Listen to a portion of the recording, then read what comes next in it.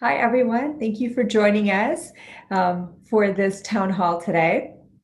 I'm Dr. Arati Kreibich. I am running for Congress in New Jersey's 5th District, and I'm so glad to have all of you on the various different platforms that we have: Facebook Live, Twitter, YouTube, um, all the different ways that you are able to reach us. So thank you so much. Please, this is a town hall type format. Whatever questions that you have for me on issues, on voting, on ballots, please share them either in the Zoom or through Facebook, and we will collect them, and I'd love to answer them and share my thoughts. So please feel free to drop a question in the chat if you're joining us through Zoom as well. So this is an exciting weekend for us in the campaign. The election, as we all know, in New Jersey 5 and in New Jersey is July 7th. So the election is 10 days away. It has been an incredible it's been an incredible campaign. We are building a movement that is clearly even far beyond this campaign. And I'm so proud. I'm so proud of everything that we've done so far. And I'm proud of the momentum that we have going into these next 10 days. But for me, it is now more important than ever that I make sure that we are all the voters in our district know about our campaign, know about our policies, because when they do, they are likely to vote for us. And so it's clear now that we're going all out to making sure that people are aware that there is a real choice in the Democratic primary this year. And not only is there a real choice, but it is the choice that actually reflects the policies that our people want in NJ5, and that our communities demand, and that our communities need, that our communities deserve. So, we're going to get this done in the next 10 days. Just wanted to share before we launch into the questions, I wanted to make sure everybody knew that if you are a Democratic voter in NJ5, you should have already received your ballot.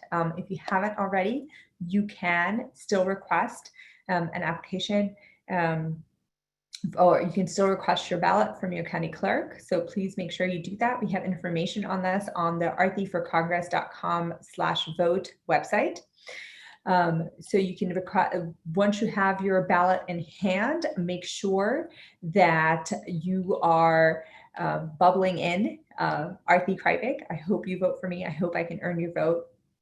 In Bergen County, that is column 3. And it is under Real Democrat, Real Change. If you go to our website, aratiforcongress.com/vote, you'll see sample ballots from all 4 counties: Bergen, Sussex, Warren, and Passaic. Make sure, the most important thing is make sure you follow the instructions on bubbling in when you're voting. Make sure you sign, you seal, and that you drop your ballot in the mail on or before July 7th. This is key. So please, as soon as you vote, make sure you have your ballot, make sure you vote, make sure you're able to mail that in on or before July 7th. You are still, if you're unaffiliated, you are still able to request a mail-in ballot. You have to request that. So the application has to be received by your county clerk by June 30th. So if you're unaffiliated, you can absolutely still vote for me. You just need the vote by mail application for the Democratic primary, and you need to request that by June 30th. To keep in mind, the county clerk has to receive your application by June 30th. So you have to put that in the mail, 2-3 days beforehand. So that's tomorrow or the next day. So please do that if you have that in mind as well, or if you know anybody who you think would be able to vote for me, please share this information with them as well. So as we're getting into the last 10 days, our campaign has gained so much momentum.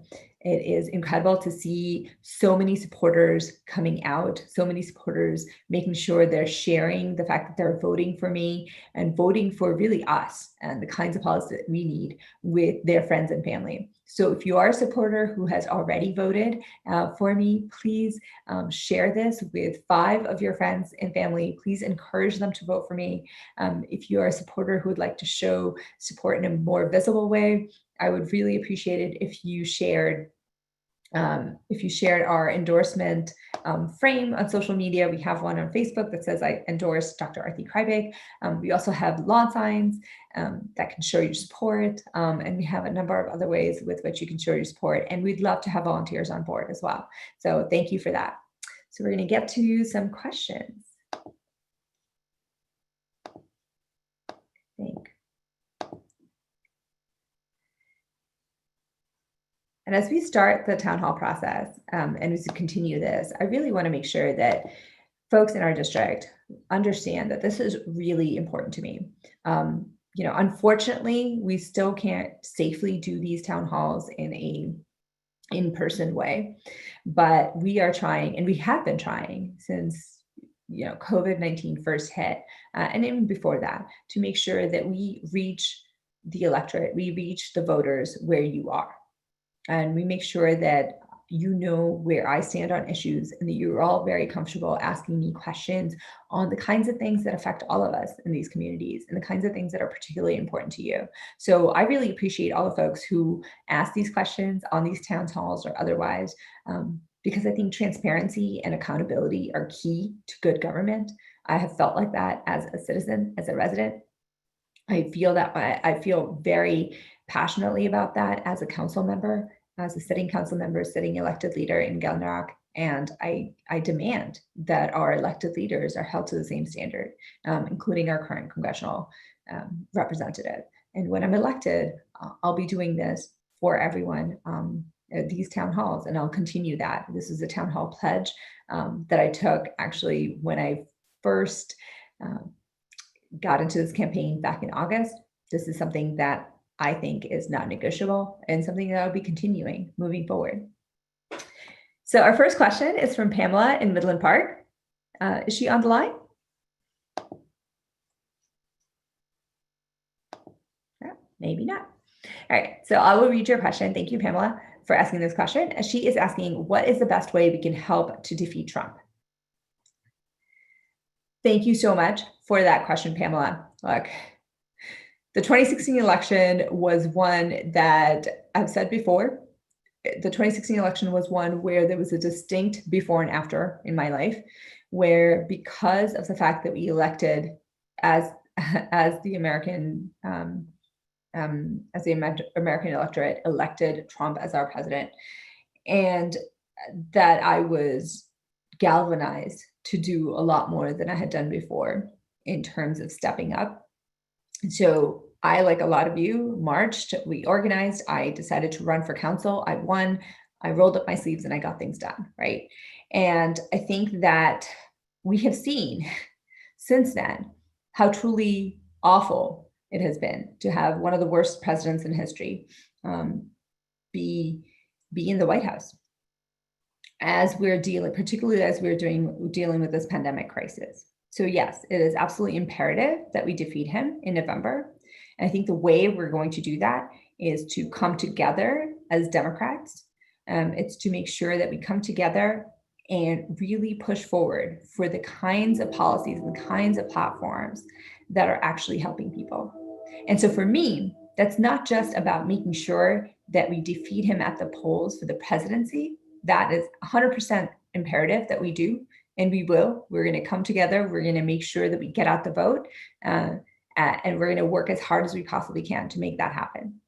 What's also imperative, I think equally, is that we have folks in Congress who are actually representing the people instead of corporate money, instead of corporate donations, and who are actually representing the progressive policies that we know are popular, that we know are what our communities need and deserve. So things like making sure that healthcare is a human right, making sure that we advocate for, we have folks in Congress who are going to be able to not just advocate for, really push for Medicare for all. We have folks in Congress who understand that the climate crisis is here, and instead of sticking their heads in the sand, make sure that we take decisive and collective action on climate change. And that means making sure that we have a Green New Deal and making sure that we have green jobs that are good for all of us, making sure that we use that to create the seismic shift that we need in our economy. especially as we're looking at a worsening economic crisis that is going to rival the Great Depression, with millions of Americans that are unemployed right now. So I think for me, in terms of defeating Trump, I think it's imperative, of course, that we come together, that we get out the vote. But the way we're going to excite people to come out and get out the vote is when we make sure that we share with them the bold vision that we have to rebuild the systems so that we actually have equity for everybody, so that we have a system that works for everyone. Because the inequities that we've had have been here for centuries. And it's about time that we take the time right now and we really act like Democrats, like real Democrats, which means that our values are all about making sure that the working people, the most vulnerable folks, are actually taken care of. And I think that's what's going to excite the most people to come out and vote. And I think that's how we're actually going to take our country back. And to me, that also means making sure that we have big, bold changes, structural changes that rebuild the system so that it is working for everybody. So I have more questions.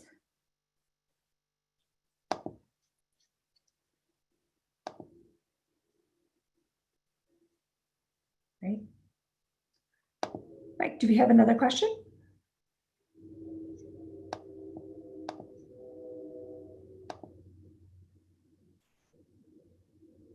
Great. Okay, so we have a question from Richard in Montvale, who's asking, I'm an active member of Everytown for Gun Safety. How can Congress loosen the NRA's grip on gun policy? And with that, it's, do you feel Gottheimer is a true, in quotes, Democrat? Okay. Thank you for that question, Richard. I really appreciate it. The scourge of gun violence is worsening day by day, right? We know what we need to do to make things better. We know that gun violence is a public health crisis. We know that it's a systemic crisis. We know that when we have regulations, when we have control over the purchase of guns, over the kinds of weapons that we have, we know that we can eliminate the kinds of gun violence that we have, reduce it substantially, right? Whether we're talking about gun violence in schools, whether we're talking about in our neighborhoods, whether we're talking about gun violence in general, right? So we know that this is something that we all know and understand. With groups like Moms Demand Action and Students Demand Action, particularly over the last few years, we have a popular push to make sure that we put in gun control laws. We make sure that we put in gun regulations. And we know that for years, we've been stymied because of NRA lobbying, because of misinformation that is out there, and because there is undue influence of the NRA into lots of Congress members that we have right now. So I think it's imperative that we make sure that we take on the NRA, that we take on the lobbying groups, and that we make sure that we push harder and work harder than we ever have before to institute more than just the bare minimum, which was the universal background checks, right?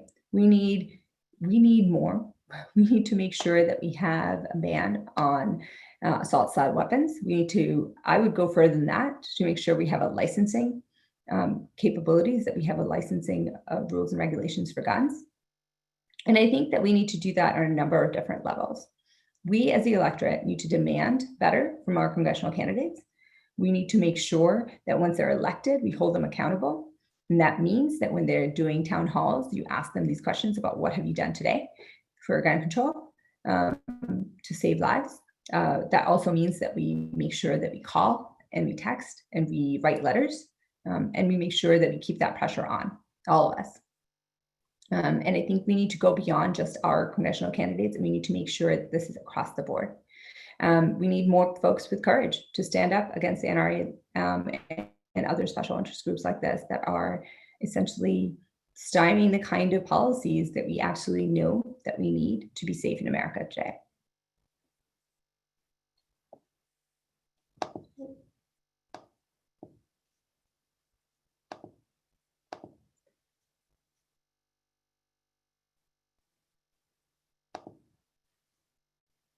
right?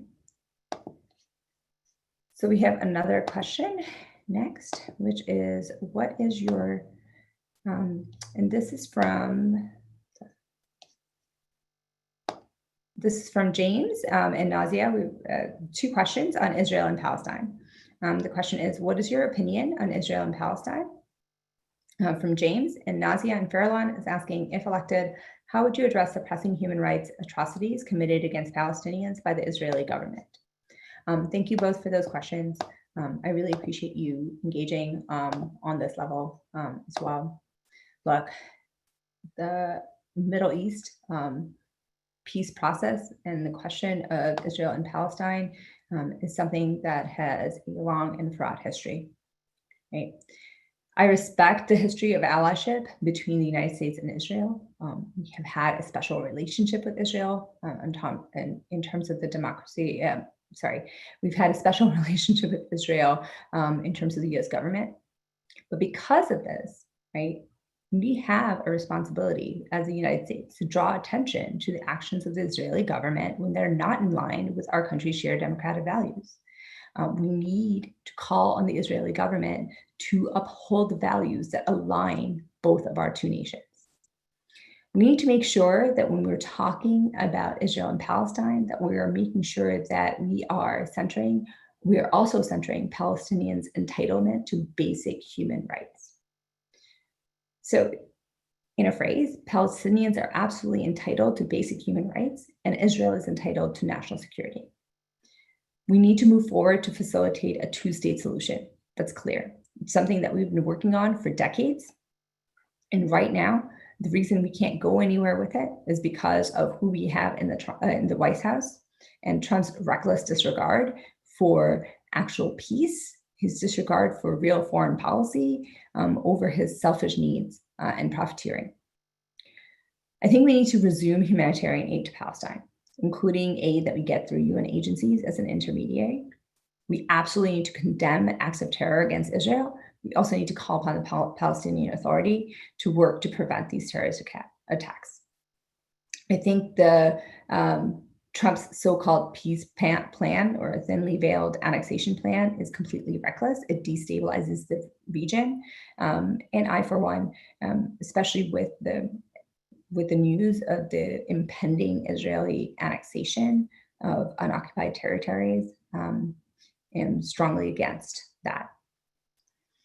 I think we need to support efforts to resettle Palestinian refugees. We need to allow for a mutually agreed upon number of refugees to resettle in Israel in order to reunite families, because this is about families. This is about the people who are living in Israel and Palestine. This is about making sure that the actual people and the families are safe and secure, whether you're in Israel or in Palestine. And I think we need to make sure that we approach any foreign policy, particularly in Israel and Palestine, with that in mind. And so I would advocate for the end of occupation of Israel, of the West Bank, through the settlements. And again, I think Trump's peace plan is really an annexation plan that destabilizes the region, as is the impending annexation that Israel has been talking about. That is set to happen on July 1st. I think that would be, frankly, a disaster for democracy and Palestinian rights in the region. So I think that we need to make sure that we speak loudly and clearly about these risks. Do we have another question?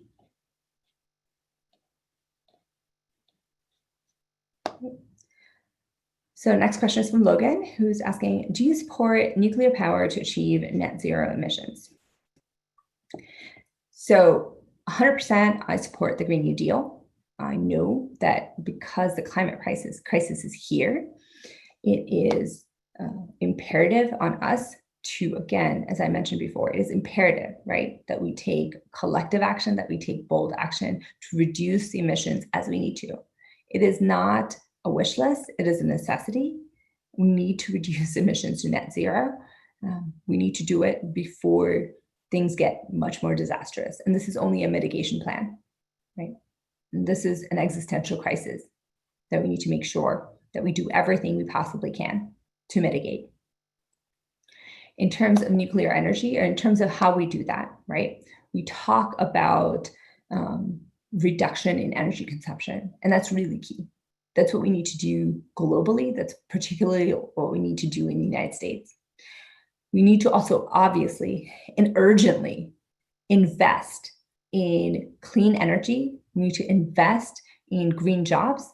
We need to invest in a federal jobs guarantee that makes sure that we have the shift to ensuring that we have green jobs and converting to clean energy so that we can actually reach those net zero emissions that we absolutely need to. That is critical for us to do it.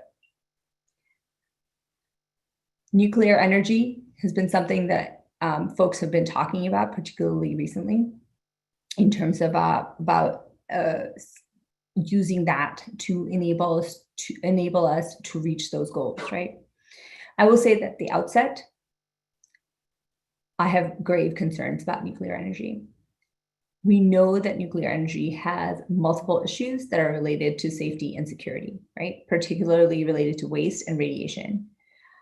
It is very difficult to equate nuclear energy with clean energy, right? So when you look at the entire fuel cycle that's evaluated from mining and production to storage, we have a really high carbon footprint with nuclear energy. And obviously with radioactive emissions, it can't be seen or smelled or tasted. That is a really huge issue. Further, beyond just talking about nuclear energy itself, when we talk about environmental justice, which is the cornerstone of what we talk about when we say Green New Deal, right? Nuclear power plants and waste sites are disproportionately placed near communities of color, near low-income communities, and near Indigenous communities. So we've had a long history of environmental injustice, particularly as it pertains to nuclear energy. And we've seen the impact of nuclear warfare, of nuclear power plant meltdowns. These are things that we all know about and that we are all rightfully afraid of. I think at this point, because of these concerns, I don't think this is how we're going to achieve a really truly sustainable energy system, right? I'm completely aware of the IPCC reports that talk about the role that nuclear energy needs to take, and they're not taking into account the kind of shifts that the government can put into place, the kinds of investment that is necessary and can be done if we have the will to shift to wind and solar and truly clean energy. So for me, I think that we need to focus on how we can invest at a large scale to make sure that we have truly clean energy that can help address our needs, while at the same time decreasing our energy consumption. And we need to figure out how to move forward with this without nuclear energy, if at all possible.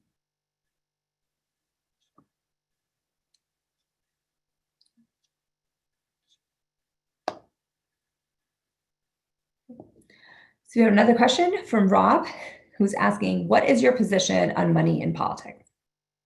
Thank you so much for your question, Rob. I'm the only candidate in this race in NJ5 who is refusing corporate PAC donations, who is refusing fossil fuel money. The reason I'm doing that is because I believe that we need elected leaders who are going to get rid of the undue influence of corporate money in politics. This is something that most Americans agree upon, whether you are a Democrat, whether you're a Republican, whether you're unaffiliated. We already know that undue influence of corporate money in politics has stymied policies that needed to have gotten done years ago. This is the reason why we are actually in this mess in terms of the climate crisis that we are in. Multiple years ago, we knew what we needed to do. We've known what we need to do in terms of policies for the climate crisis for a very long time.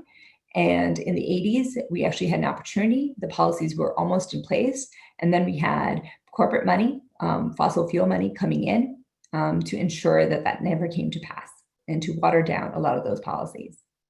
This is why we are at the critical junction in terms of the existential crisis right now. Citizens United is one of the worst things to happen to American politics.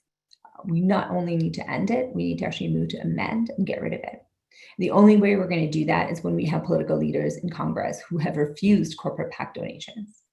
Because you can see a very clear line from folks taking corporate PAC donations to the way they vote. Because at the end of the day, when you are taking these donations, when you're taking millions of dollars like an opponent has done from corporate PACs, you're actually going to be representing the corporations rather than everyday people in NJ5. And you can see that in the fact that my opponent has taken millions and millions of dollars from corporate PACs.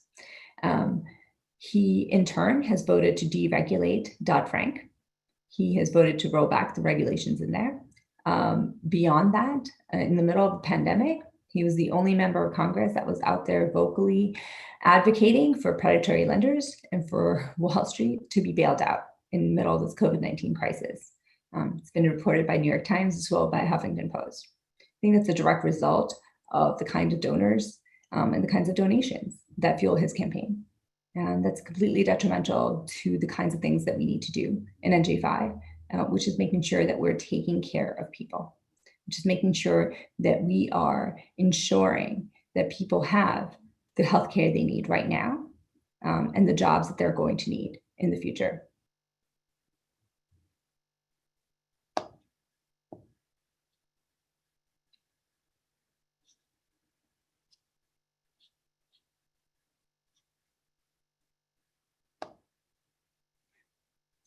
So question from Linda is, do you think we should abolish the Electoral College and use the popular vote?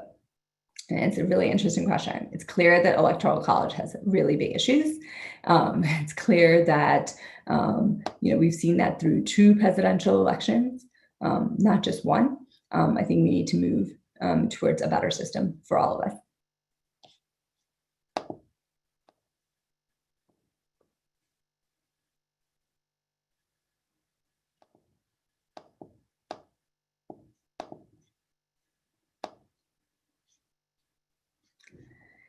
The next question is from Mark, who's asking, how has your scientific background impacted your view of public policy and specifically evaluating policies with facts?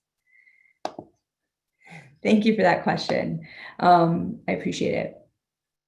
I think that at the end of the day, being a scientist, frankly, at this point, is just the way I think because of the training I've had and because I've been a scientist for so long, right? I think what's imperative right now in policy and frankly in the way we speak with each other is to make sure that we are speaking from a point of view of speaking with facts, with policies that are rooted in truth, right, and in data, and that are driven by science, particularly now that we're in the middle of a pandemic. And as we're trying to all get through it and looking beyond what is needed right now to also what is going to be needed in a few months as we look at this economic crisis that is getting worse, as we look at this public health crisis that is only just plateauing and not getting as well as it, not decreasing as it should be, right? What we need are folks in Congress who are going to make policies based on data that are led by science and that are rooted in truth. What that means is, what that looks like really is understanding the true importance, particularly in the public health crisis, of making sure we have the facts, that we constitute, that we put together policies that are based on science and public health and what we know works. And that we make sure that when we're talking about the future, we know, as a scientist, I know that the policies that we need are going to be rooted in making sure that we are as resilient as possible. And by that, we need a stronger social safety net. We need things like universal paid family and medical leave. We need things like healthcare for all, especially with this public health crisis, where we've had hundreds and thousands of folks who've died, and so many more who are recovering, who have long-term consequences that we cannot even think about right now in terms of healthcare and in terms of paying for healthcare, right? And what this also means is that while we're dealing with this pandemic crisis, we have a larger looming crisis with the climate that is occurring. And we need to do something about that as well. not, not just immediately, but frankly, we needed to have done things about this yesterday and many years ago. So we need folks who in Congress, we need leaders who are unafraid to say that climate crisis is here, who are unafraid to face the fact that it's an existential crisis and lead us on policies that are going to mitigate this crisis moving forward. We need folks who are able to talk about and really implement policies that are going to make us more resilient in the future. In addition to talking about data and facts, we also need people who understand how to question assumptions. And that's part of the entire training I've had as a scientist, right? It's not just looking at the data, but also going, wait, what are the questions that you asked to get this data? What is it that we haven't asked? Who have we not included in these?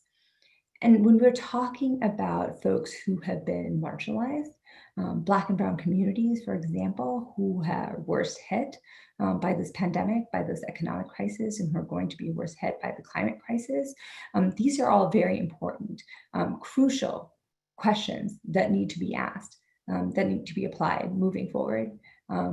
I've already seen the good we can do when we question assumptions and when we implement policies based on data as a council member. I think it's just imperative that we have that in Congress moving forward.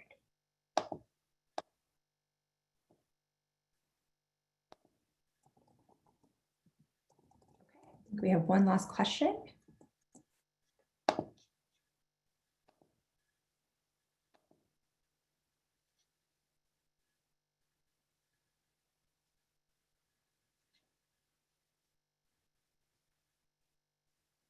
Okay.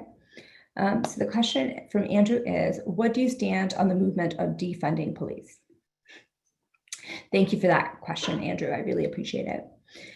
So we've heard a lot, especially over the last 3 weeks, 4 weeks, about police brutality. We are finally in our communities, small and large, grappling with this at a scale that we haven't grappled with before. At a scale where, especially those of us who are not Black, haven't necessarily had to deal with before in our communities. Clearly, the deaths of George Floyd and too many other people due to police brutality has galvanized so many of us in our communities. And that is only right. And while it is late, I hope that we can actually move all the rallies and peace vigils and protests into real action. So what does that action look like? It means that we dismantle systems of systemic racism. Right? It means that we start at a baseline with condemning police brutality, which my opponent still hasn't done. It means at a baseline that we move to increase transparency in the reporting processes. It means that we absolutely ban chokeholds and ban a lot of the other things that we had in the George Floyd Justice and Policing Act. But those are all baseline things. What we need to do is to move forward and move even further than that, right? We need to make sure that we end qualified immunity. We need to make sure that we ban tear gas use on our own people. We need to make sure that we in our communities, and particularly at the federal level, start reimagining what public safety means. Right? And that means that we need to think more about how we move away from militarized culture to one that actually takes care of people, that has that strong social safety net that we're talking about, so that the emergencies, the crises that are occurring because of mental health, because of other issues that don't need armed police officers to respond, are actually taken care of in a way that is much more humane, that doesn't introduce weapons into the mix, and that comes from a place of caring and love for our community. It's absolutely possible. It's absolutely possible that we can do that if we reimagine what public safety means, if we start reallocating those resources to make sure that we can do that. So for me, that is what the movement is about. And I think it fits into the world that we actually want to live moving forward. I think in addition to that, right, we're having difficult personal conversation about our own role and our own complicity in systemic racism. And I think all of us who are not Black need to be coming to terms with our own roles in upholding these systems.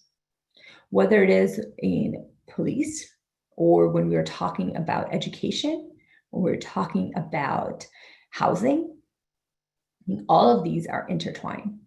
And I think it's way past time that we in America, in a country that has been built on systems of racism for 400 years or more, we need to come to a true reckoning with that within our communities and make sure that we are reallocating those resources in all of these different parts as well.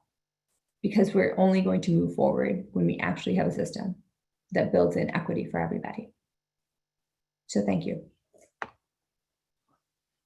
So unfortunately, that is I think all the time we have today.